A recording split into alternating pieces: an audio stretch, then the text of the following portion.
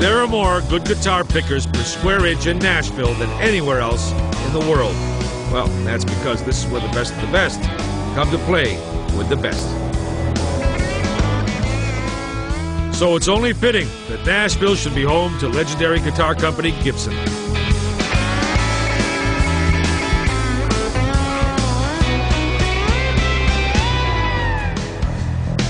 The name itself, Gibson, is synonymous with excellence, and no wonder. The folks who make Gibson guitars, well, they're artisans and artists. They pour their own love of music into every single one of their instruments. Gibson guitars are so expressive, so beautiful, so full of richness and character that the people who play them talk about them as if they were human.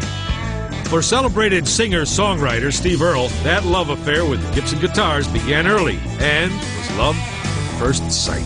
First really good guitar I ever had was a Gibson LGO, and my grandmother gave it. It was brand new in '71. My grandmother gave it to me as a bribe to get me to go back to high school because I dropped out. And I got the guitar, and I stayed in school about 2 months. The carrot and the stick? And then I bailed out. The album that launched his career was recorded on a borrowed Gibson. I recorded every track on Guitar Town on that guitar, and then refused to return it when they asked for it back. I just said, you're going to have to make a deal with me for this one. And I played that guitar I played it for 5 or 6 years, and it's now in the Country Music Hall of Fame. Across town from the Hall of Fame is the Gibson Showcase, where popular musicians like Joe Diffie and Dan Seals often play. Dan's so fond of his Gibson guitar, he wrote it into a ballad. Playing an old guitar, a friend I understand,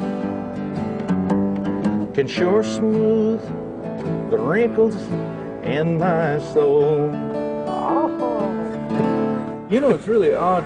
Guitars sing to you or they don't. They make you feel good inside, and they're homogeneous. They're made out of a wood, which every one of them is different. Even if you make them, if you make them exactly alike, there's still small nuances that are different on them. And yeah, every piece of wood's different. Yeah. And that wood, mostly mahogany, maple, and rosewood, makes its first stop right here at the Gibson Rough Mill.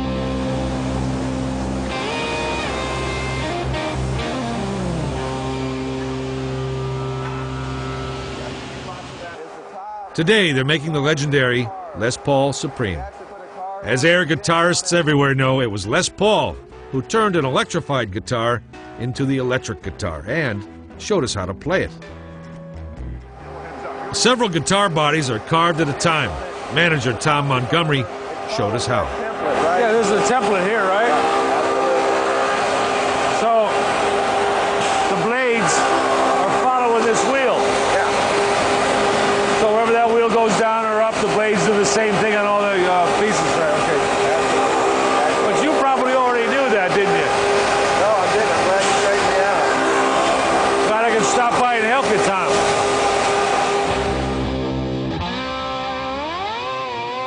Other parts of the guitar, like the neck, are more about art than science. He's not even using a guide. No. He's eyeballing that whole thing. Ezra has been here over 20 years. That's a work of art. Ezra and all of his colleagues here are carrying on a tradition that's more than 100 years old.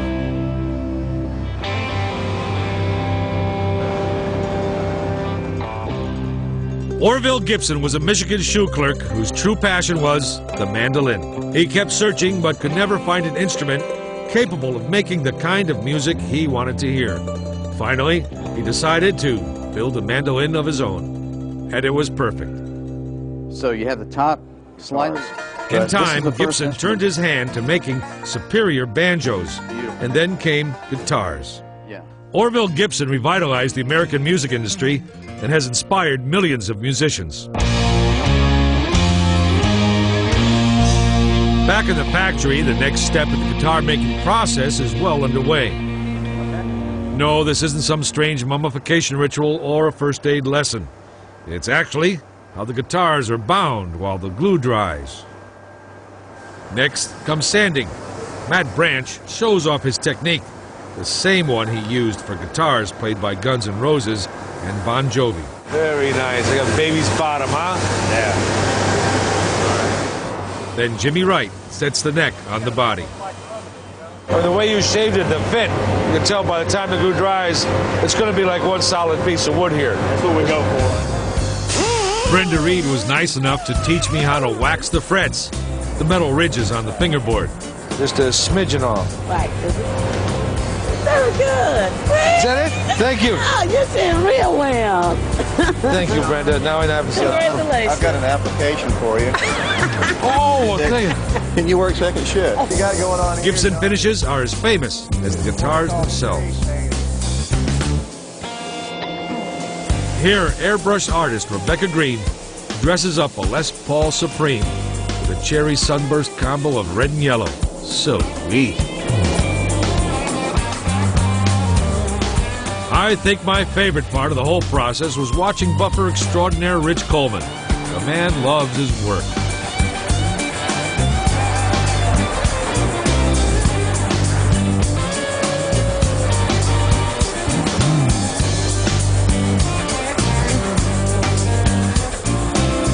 How long did it take you to get the dance? It took me about 6 months. Really, Yeah, I picked up on it pretty quick. Yeah.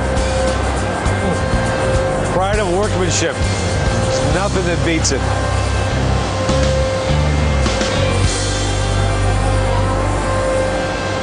Jay Thompson here not only inserts and tunes all the strings, he also gets the pleasure of testing the end product. No guitar makes it out of here until Jay or one of his compadres says it's a Gibson. This is the final. Apparently, this one's good to go. You get paid to do this. Yeah, you're a lucky man. What a joy it must be to go to work every day, knowing that what you do in your small corner of the world is destined to bring timeless pleasure to millions of people. Nothing could be more rewarding.